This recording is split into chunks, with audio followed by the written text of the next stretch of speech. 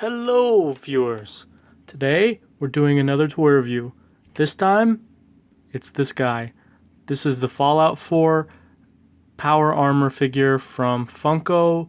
But before we get into that, I want to mention right now I got a contest running on the channel to name the channel. So I want some crazy awesome name suggestions for my channel. You can find the video on my list. It's called Channel Naming Contest. All you have to do to enter is to leave some crazy awesome suggestions in the comments, as well as subscribe and like that video so I know that you're serious about wanting to win. And that's it. And then whenever someone makes a suggestion that I'm super pumped up about, I will make an announcement video, and that person will get some awesome vintage toys that I will send their way. So make sure you go over there and do that. Now let's get on with the review. So right here we have the Funko Power Armor figure. This is from the Fallout 4 series that came with just the Power Armor figure as well as the Vault Dweller figure. I picked up this guy at Walgreens a while back whenever it was new. Just to do a quick overview, you can see that was the front. This is the back. Got some pretty good detail. Yeah. Before I get into detail, just doing a quick overview. This from the game is the T-51 armor, which is pretty cool. I think they got the detail on it very, very well. So, yeah, now for the features of this guy, he comes with the laser rifle, which is very cool. See it up close there. Yeah, he's got this kind of metallic paint job. Yeah, and he's articulated in many places. So his feet, starting down here, they don't go back and forth, up and down really. They turn side to side just a little bit, but the joints are very sticky, as with most joints on this guy. Next we have the knee joint, which that's about the full extent of the range right there. And this knee, armor protector here is a separate piece. But on both of my legs on my guy, the legs are a little loose down there, which is weird, but that's okay. Next, you got the hip joints. You can see that's about the extent of the articulation. They can also go back and forward just a little bit. I'm not going to take the gun out of his hands just yet. And then you can see his arms are articulated. The shoulder pads also move up and down just a little bit, but again, the joint is very sticky. The head does not move, which is a little bit of a disappointment for me. I mean, it's just on there really nice and tight. So whatever. But that's, that's the overview now. The reason I didn't take the gun out of his hand is because it's very, very difficult to get him posed in this position with the gun. I will take it out to show you, but so this guy, this hand, that's the gun hand. You can see kind of the shape with his trigger finger out. That goes right here, and he really doesn't grab onto it. You can kind of make him grab onto it, but then the front end of the gun is not within reach of the arm's articulation. So this is basically how the gun is held in. You have the handle right there, and this hand kind of jams in between this bottom part and the middle there, and that's it. So you can kind of wiggle it out.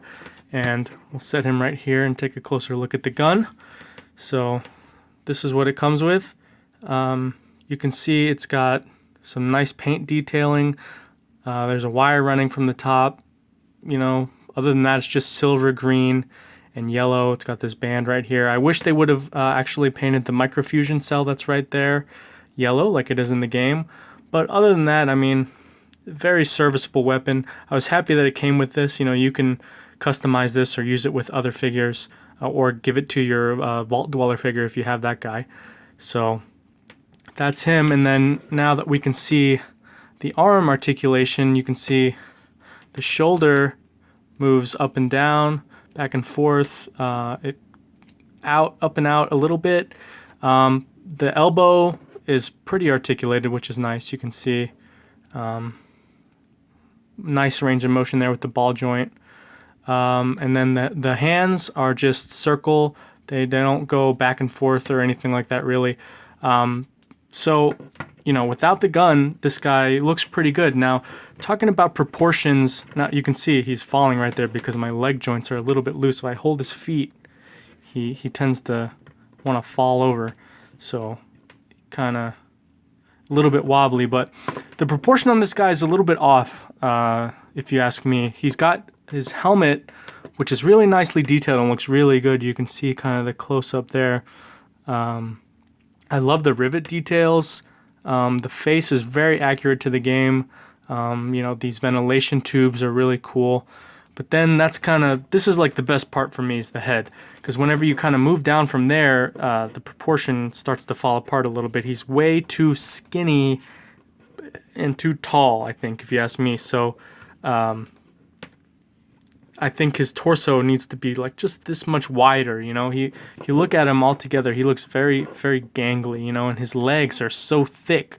They're almost as thick as his entire torso, which is not how it is in the game at all. But that's okay, you know. For what you get here, I'm very, very happy with this figure. You can see the detail on the back is pretty cool. I wish there would have been a little yellow dot right there to show the fusion core, which is, you know, the thing that powers the whole armor. But, you know, the feet are kind of whatever. But overall, I mean, this guy's really, really nice. The detail overall is top notch. It's just the proportion is a little bit off. And I actually really like the paint job. I mean, you can kind of see it's got like a dry brushed, weathered kind of, you know, steel kind of looking paint job, which really works for me. You know, it could have been weathered a little better, and for you enterprising guys out there that want to customize one, I'm sure that you could do a better job of weathering this guy to make him look rusty and like he's been in the wasteland for a long time. But overall, you know, I'm pretty happy with it. I think I got this guy for, I think it was $19.99 at Walgreens when I picked it up. You can buy this on Bethesda's website for $22 plus shipping. It's still available. You're probably not going to be able to find this guy in your stores locally anymore. It's been a little too long, but see, look, I'm just going to put his gun in. See, that's going to hold it, and then you can kind of pose.